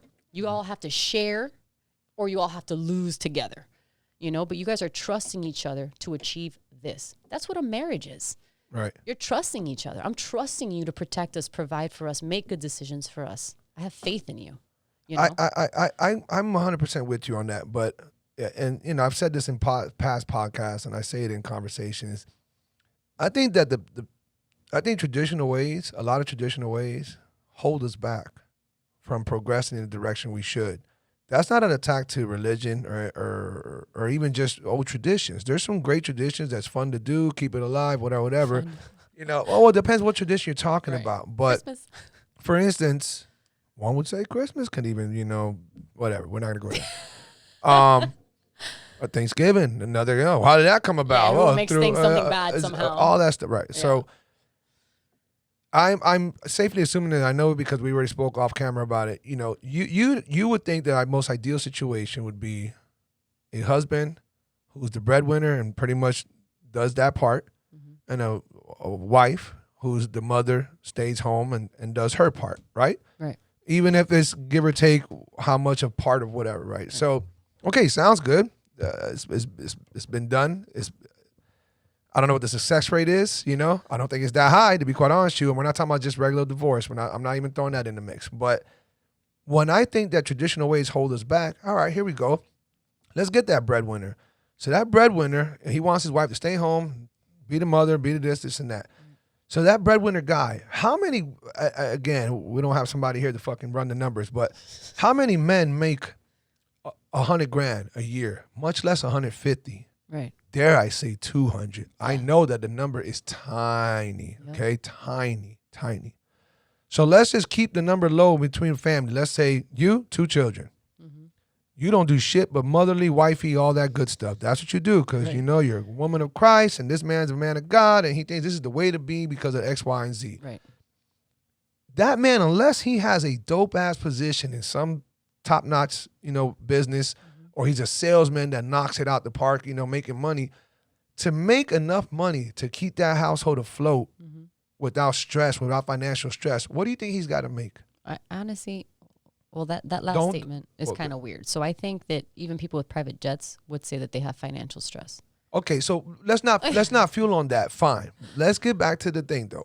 How much does that man have to make to keep this roof over our head, food on the table, and enough to do a little bit of something for a whole family of 4, him and 3 others? He'd have to work real damn hard. How much? Give me a rough one. Don't even think Miami. Depends on the city. Oh, not Miami? Let's not say Miami, but is it safe to say 150 minimum? No, not outside Miami. There's probably places you can live off 100. A man, a wife, and 2 kids. Oof. Okay. Granted, this is not a 6-bedroom house. No, The I kids know. might share a room. Okay. All right. Well, You can live in a trailer park off $50,000 a year if you want okay. to. You know Well, what I'm saying? Like it's a right. Of course. Now, put in perspective how hard that man has to work to get that 100 or 150. The stress he's got to go through, the worries that he's going through because everything relies on him. 100%. So are we, without even going any further, how good is this formula? Wait, what do you mean? So this man, he's supposed to endure all that for the sake of his family? Oh, yeah, that's what it's supposed to be. Yeah, that's why the man does what the man does. Then how is that good for the family? That man is stressed, tired, beat, probably isn't giving you the sex or love that you want because he's getting home tired and stressed and and then now flip the roles. How healthy is it for you that you're home all fucking day with these kids who are just all up in your ear, pushing and pulling, screaming, all that stuff? Exhausting, mentally fatiguing, man. Might not be physically the bricklayering or whatever that he's doing, the car salesman that he's doing 10 hours, 12 hours a day, but it's still very fatiguing on you. 100%. And now you might not want to do, oh, I got to make this man a fucking sandwich. He's about to get home. Let me cook this up. And you know what I'm saying? So this old school way of being, to me, is not the answer. Can it work? Yes. But to keep talking about it like that's supposed to be the biggest fix, I'm not saying that I'm totally against it, but I'm not for it like that neither. I think that it's a good, pretty picture because we've been told that for so long. Back in the days, everything was cheap. So yeah, the breadwinner could be the man and only do so much work and come home and all the bills are taken care of. It's not like that anywhere around the nation right now. Forget about outside of our country. So to me, that's not a good formula, and it typically doesn't work, and that's why. I know you might say because they don't have God in their life or other reasons, but I think that's a big bulk of why marriages are so high. The rate of divorce is so high. If they're not divorced, the rate of infidelity is so high. If they're not divorced or even being infidel, they're still not miserable, but they're not happy. They're not content. They're not satisfied. So somewhere, all these formulas that we've been applying, that's old school ways, this, that, whatever, it's not working like it should. And for some reason or another, again, not religion, but that is one of them, people are afraid to change it and approach it in a different way. So there's a lot to unpack there. I guess the first thing I would do is, even without religion, people have to divide their responsibilities. It just has to be that way. So let's say that you're right, it's too expensive and the woman's got to go to work. Okay, well, you're still paying for childcare. Now you've got to pay for someone to make your meals. You got to pay for a cleaning lady to come by every week because both of us are still going to want to come home to a clean house. I'm still going to be exhausted. You're still going to be exhausted. I've actually met women. Come on, Kat. I've actually met women that clean they work. the fucking house the night before and that shit should stay clean. Like, why we need a maid and shit? You tried to clean a 5-bedroom house with 3 kids, a dog, now we're talking cat. about now we're talking about a way bigger crib. But that's what I'm saying. Like, let's say, right? Like, if you want to clean it, you want your toilets to be, you can eat off of them. You know, the sink that your kids brush their teeth in doesn't always have little hard toothpaste all over it, and they didn't get hairspray on the mirror. You have to clean it every day, bro. What woman working 40 hours a week, 50 hours a week, what man is going to be able to come home and do that? If you live in a little studio apartment and you're only responsible for you and you do your laundry once a week, fine. When I go home, I've got to wash clothes for 5 different people. Uniforms, play clothes, gym clothes, pajamas. Then I've got to wash all the dog stuff, the cat stuff.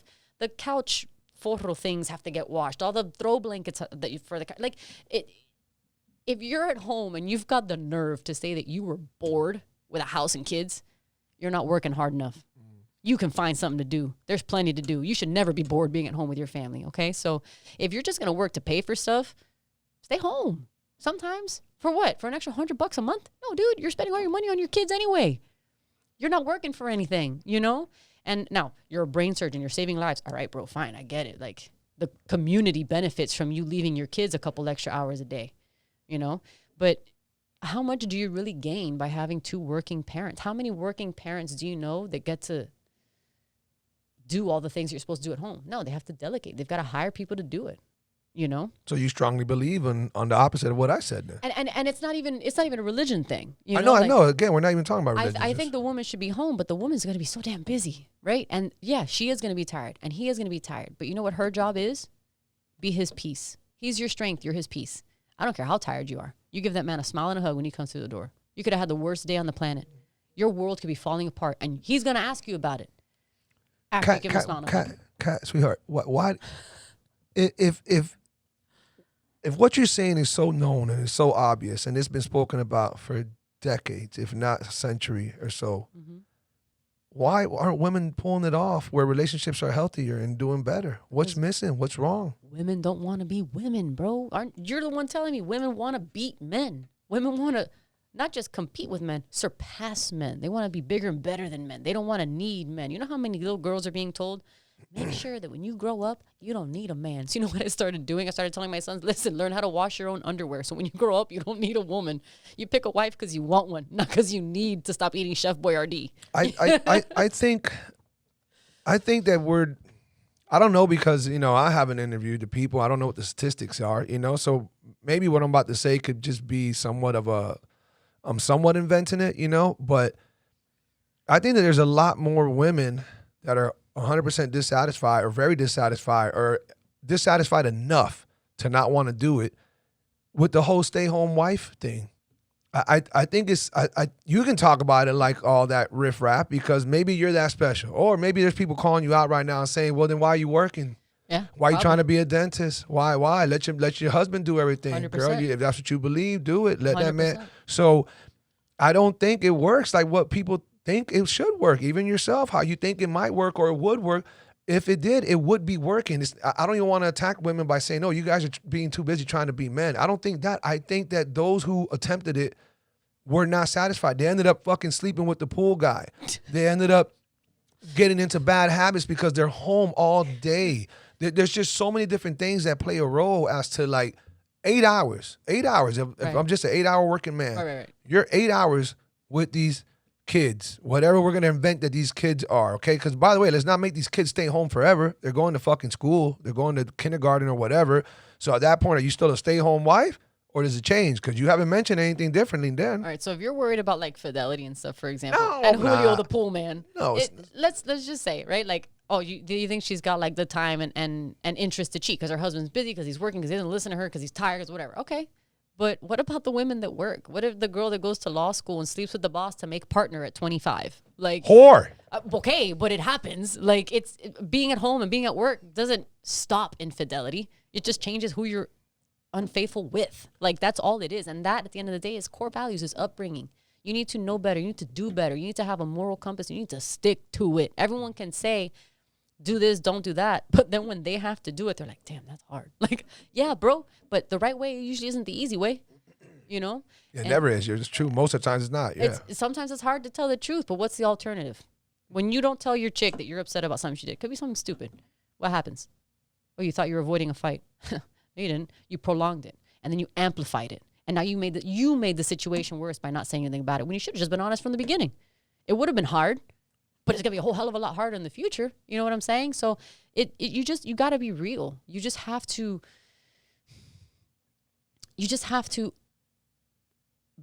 do better in the educating and the upbringing of these men and women, both of them. I'm here to talk about women because I'm a woman, but everybody needs to hit a hard reset.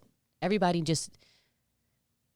something has to give, and women are so focused on I can. And then men are like, well, I can stay home. You remember in the first Jurassic Park when Jeff Goldblum was talking about science, but he's like, everyone was so worried about whether or not they could. No one stopped to think whether or not they should.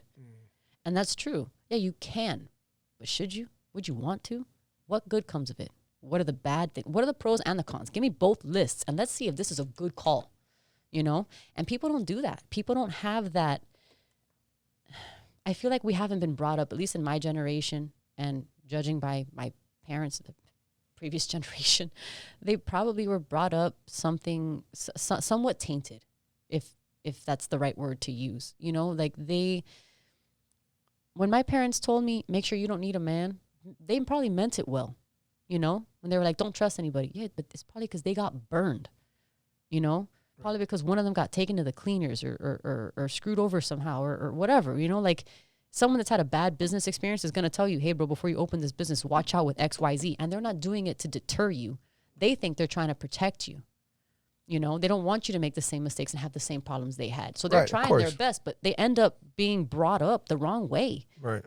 I was taught as a kid, don't trust men, don't give in to men, manipulate men. It's like, no. Can I? Absolutely. You know what I have to do every day? I have to choose not to. I have to make the conscious decision not to be a manipulative person. I have to make the decision to not be a dishonest person. And for the hypocrisy on working and going to school, you're right, I do. Absolutely. And I don't think that women should not be allowed to work or have an education, but women should have instilled in them priorities. I've taken semesters off because my family needed it. My kids needed it. It wasn't the time for me. I've taken years off because of family. So yeah, I do. I try to better myself. I try to move forward because you know what? That's what I tell my husband all the time. I'm like, when the kids are gone, it's you and me, baby. We need to keep our relationship. You know, like, yeah, we're going to go have a drink without the kids today because we haven't had a date in 2 weeks, in a month, and whatever, because life got busy. You have to make time for each other. But you got to make time for yourself. And then you know what? The day he or I is no longer around, we've got to have a purpose on earth. And some of this might be nature. Some of this might be religion. I'm not sure. But if you don't have a purpose, what are you doing here? You know, I don't want to become a dentist because I want to have a private jet. I want to become a dentist because I'm hoping one day to become an oral surgeon and fix cleft palates in little countries I can't remember the name of kids that would otherwise die. You know that kids can die from cleft palate because they can't latch and they can't breastfeed. They starve to death at days old.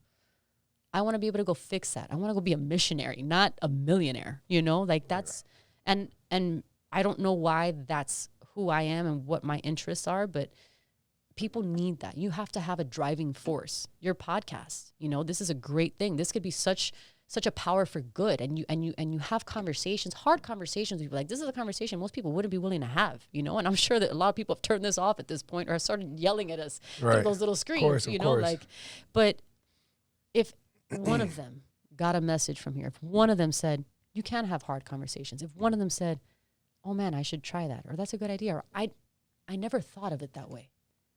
You succeeded. You did your job. Your podcast was successful because you got people to listen. You got people to think. That's how you make a difference. And if that's your purpose in the world, is make a difference, one person, one sentence, one podcast at a time, that's your calling. Do it. You know, so it's not don't have a job, don't have a purpose, but you have to remember to prioritize. You've got to prioritize your wife and kids. If you're a mom, you've got to prioritize your home and your kids. And then, of course, your husband. You've got to prioritize yourself, your health. You exercise. You eat well. You know, like it's hard to fit into a 2-hour podcast, right. all the details, but. Well, you know what? Well, I'm glad that you said that because, one, I know we have priorities that we got to get to. so we'll close this off. But I would like to, I don't know how long down the line, I want to find somebody who's going to be kind of on the opposing side of these things that we've spoken about today. Bring them back, bring them on with you back on, and we'll have a talk. We'll have a talk about these different sides of what we're speaking about. One, obviously women in all these positions that we were kind of like, hey, we wish you didn't. Right. Also, you know, what the right formula is for the ideal situation of a marriage with kids, you know, because again, I'm not full blown on kind of like what you're saying, though I see all the points. I get that, valid points too. I just think there's more to find out before we can continue riding that reasoning of this is the way to do it. I just don't think we've got enough stats to prove otherwise. But I want to have you back on. I'll get it back on with somebody else who's going to be opposed. There's this girl Pearl. You should look her. I forgot her last name, man. She's got a good following. You kind of remind me of her, but she's vicious with it. She's so good. I'll send you I know people out there watching. They know who I'm referring to. This redhead chick. But Kat, it was awesome having you on. I really do love talking about this. We have to be transparent. We have to address certain topics that other people don't want to address. You know, YouTube, this is all for entertainment purposes, so don't go taking this shit and down it's or all anything opinions, like that. okay? Okay, that's it. You know, we're having fun with it. But, you know, we do got some opinions that we're entitled to, and we feel strongly about it, and some you feel stronger about than I do, and vice versa. And we welcome other people out there to come over here and share their opinions as well about these topics. So if If you feel like you're that person, shit, reach out, send me an email or hit me up on DM me on Instagram. Speaking of Instagram, I don't know if you want to give it out, but if you do, what's your Instagram handle? At symbol _ Katherine _ Coutinho _CUTINO.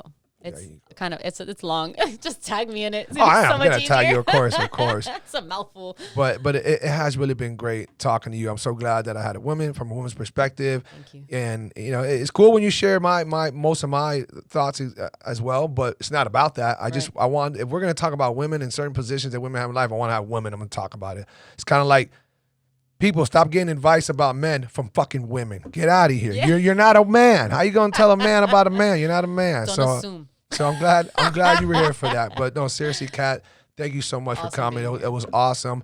Guys, make sure you stay tuned. We're gonna have a follow-up on this. And if you think that you're that person or you have the right person who might want to be sitting beside Kat and us having this debate, shoot me a DM. Listen, I love you guys. I appreciate all the support. Make sure you spread love.